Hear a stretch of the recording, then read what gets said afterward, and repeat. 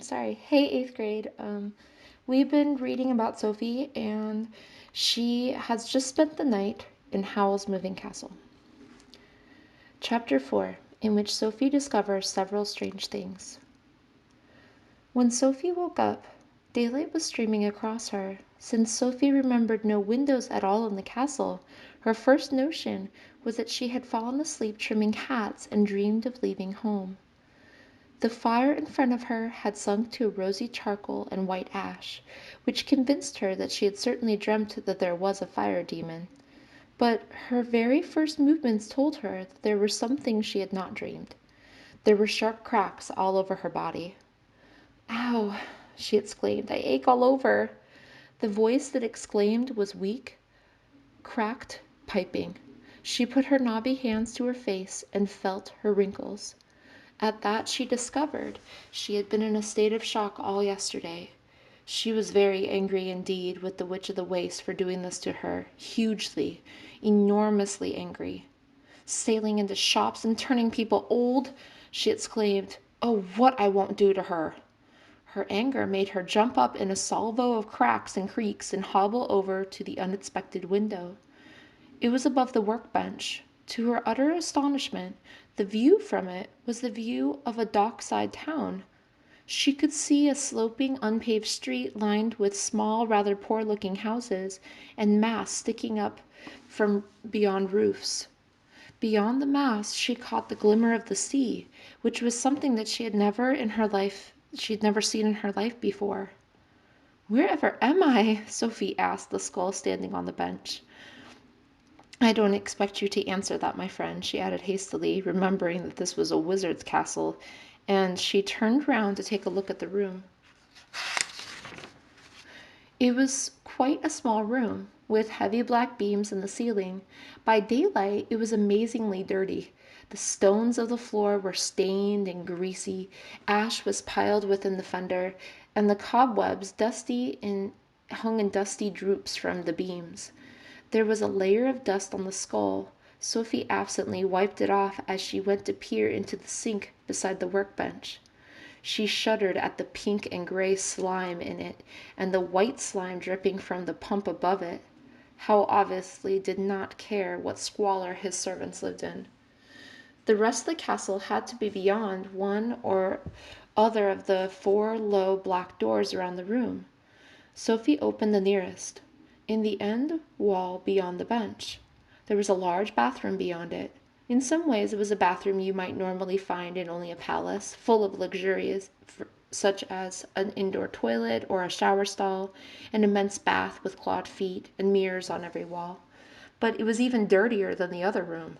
Sophie winced from the toilet, flinched at the color of the bath, and recoiled from green weed growing in the shower, and quite easily avoided looking at her shriveled shape in the mirrors because the glass was plastered with blobs and runnels of a nameless substance. The nameless substances themselves were crowded into a very large shelf over the bath.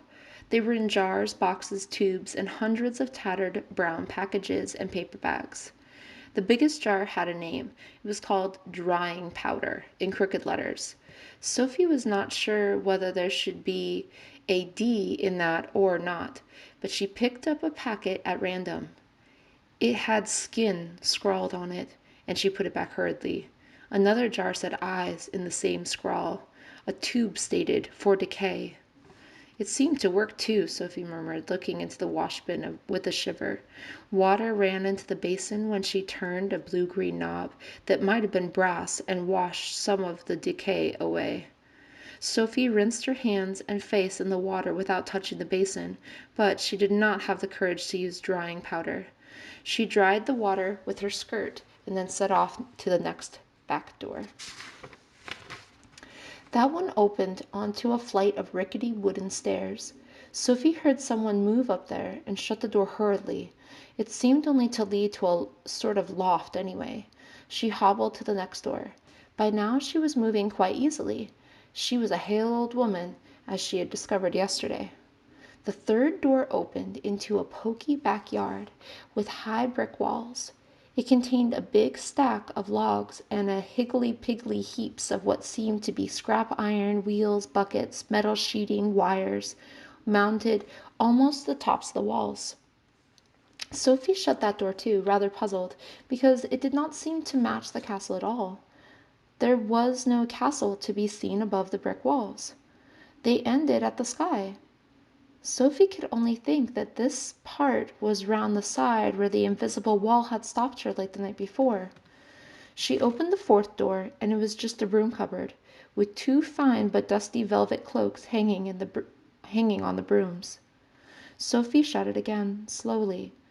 The only other door was in the wall with the window, and that was the door she had come in by last night. She hobbled over and cautiously opened that.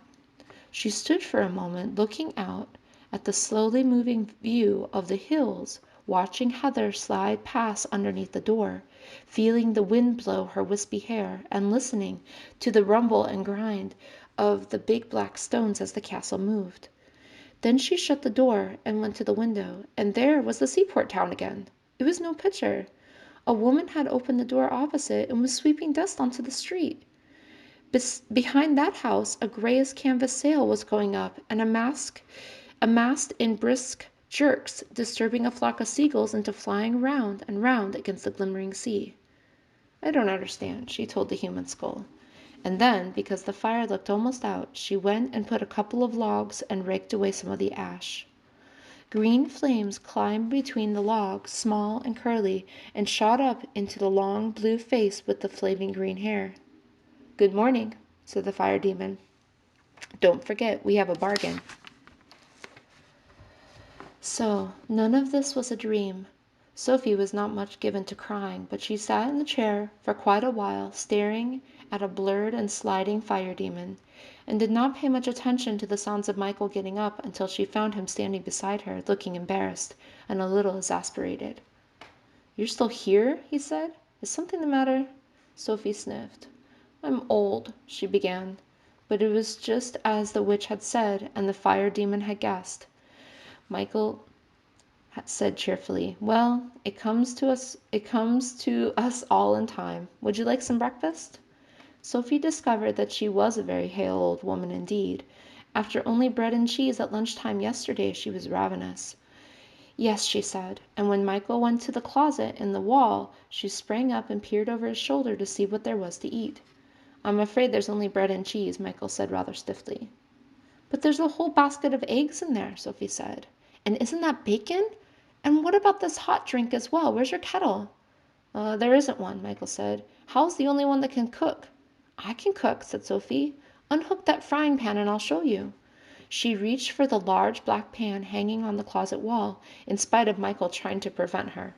"You don't understand," Michael said. "It's Calcifer, the fire demon. He won't bend down his head to be cooked on for anyone but Howl." Sophie turned and looked at the fire demon. He flickered back at her wickedly.